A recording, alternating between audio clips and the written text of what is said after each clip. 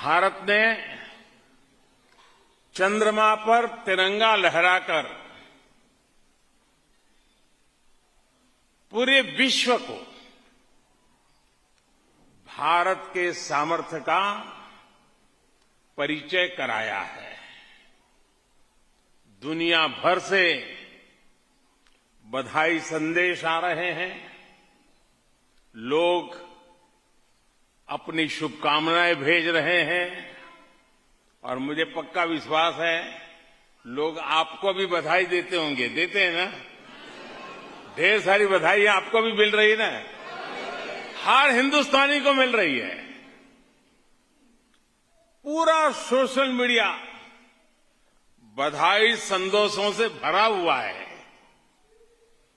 जब सफलता इतनी बड़ी हो तो सफलता, उसका उत्साह ये भी लगातार बना रहता है। आपके चेहरे भी बता रहे हैं। दुनिया में कहीं भी रहे, लेकिन आपके दिल में धड़कता है भारत। आपके दिल में धड़कता है, आपके दिल में धड़कता है, आपके दिल में धड़कता है। मैं आज ग्रीस में आपके बीच आकर एक बार फिर सभी को चंद्रयान, उसकी एक भव्य सफलता के लिए बहुत बहुत बधाई देता हूं।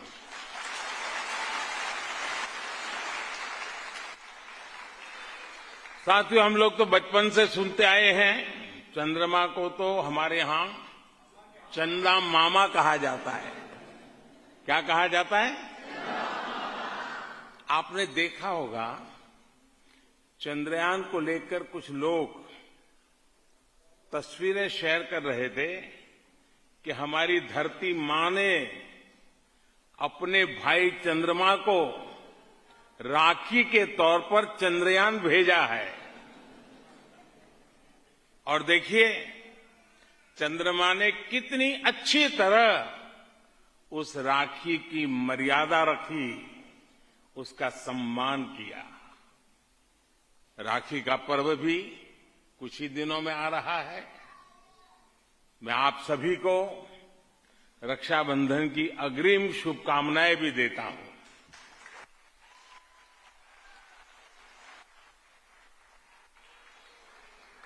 मेरे परिवारजनों, मैं दुनिया के कितने ही देशों में गया हूं, लेकिन ग्रीस आना, एथेंस आना मेरे लिए बहुत खास है। एक तो एथेंस का इतिहास हजारों साल पुराना है। दूसरा, मैं काशी का सांसद हूं, जो दुनिया के सबसे पुराने जीवंत शहरों में से एक है काशी। तीसरा, एक और बात भी है, बहुत कम लोगों को पता होगा, मेरा जहां जन्म हुआ गुजरात में, वो वडनगर, वो भी एथेंस की तरह ही एक जीवंत शहर है। वहां भी हजारों साल पुरानी सभ्यता के अवशेष मिले हैं। इसलिए एथेंस आना मेरे लिए एक अलग ही भावना से भरा हुआ है। और आपने देखा है, ग्रीस की सरकार ने मुझे ग्रीस का सबसे बड़ा नागरिक सम्मान भी दिया है।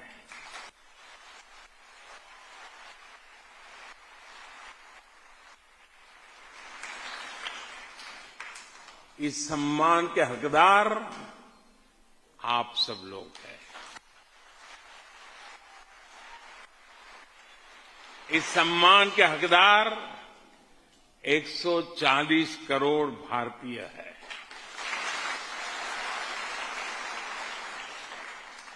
इस सम्मान को भी मैं मां भारती की सभी संतानों के चरणों में समर्पित करता हूं।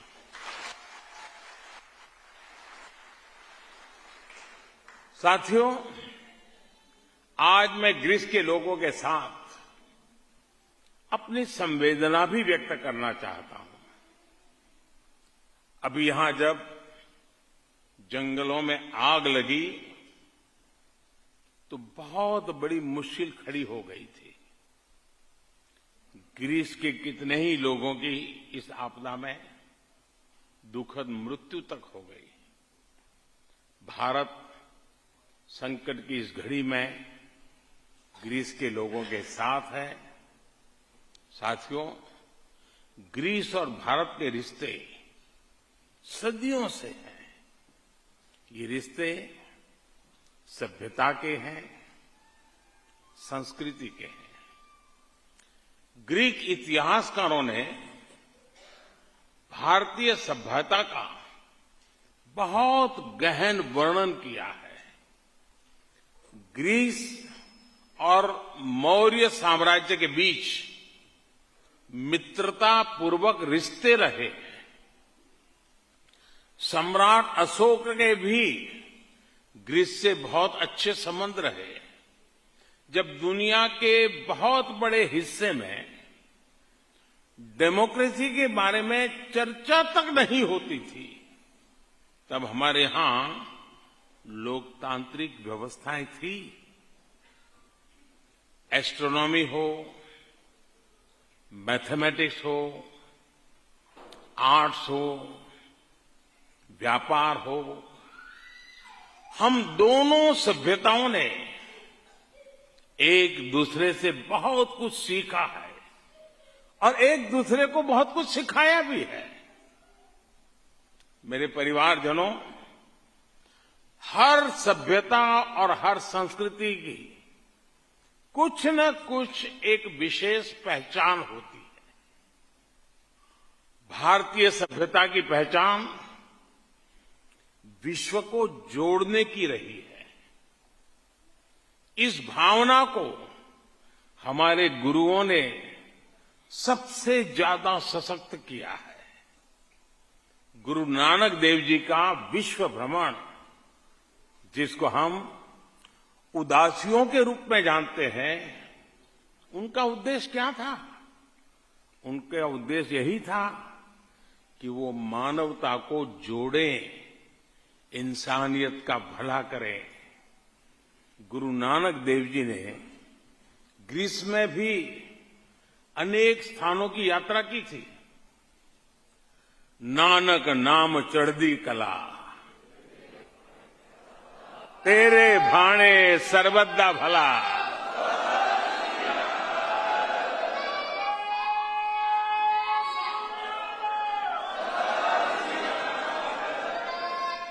सबका भला हो, सबका हित हो, यही कामना तब भी थी और आज भी भारत इन्हीं संस्कारों को आगे बढ़ा रहा है।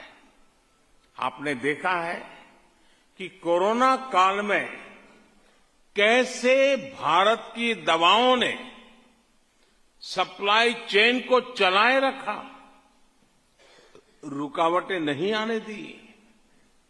Made in India corona vaccine ने दुनिया भर में करोड़ों करोड़ों लोगों का जीवन बचाया। कोरोना के इस काल में हमारे गुरुद्वारों में लंगर लगे, मंदिरों में भंडारे लगे, हमारे सिख नौजवानों ने मानवता की मिसाल पेश की। एक राष्ट्र के रूप में, एक समाज के रूप में ये जो काम भारत करता है, यही हमारे संस्कार है। साथियों, आज दुनिया नए वर्ल्ड ऑर्डर की तरफ बढ़ रही है।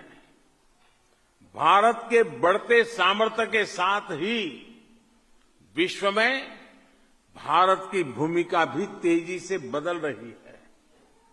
अभी मैं दक्षिण अफ्रीका में ब्रिक्स समिट में हिस्सा लेकर आ रहा हूं। अब से कुछ दिन बाद भारत में G20 का शिखर सम्मेलन होने जा रहा है। G20 का प्रेसिडेंट होने के नाते भारत ने इसकी जो थीम तय की है उसमें भी विश्व बंधुत्व की यही भावना नजर आती है। ये थीम है वसुधैव कुटुंबकम, one earth, one family, one future. यानी पूरी दुनिया का फ्यूचर साझा है, जुड़ा हुआ है। इसलिए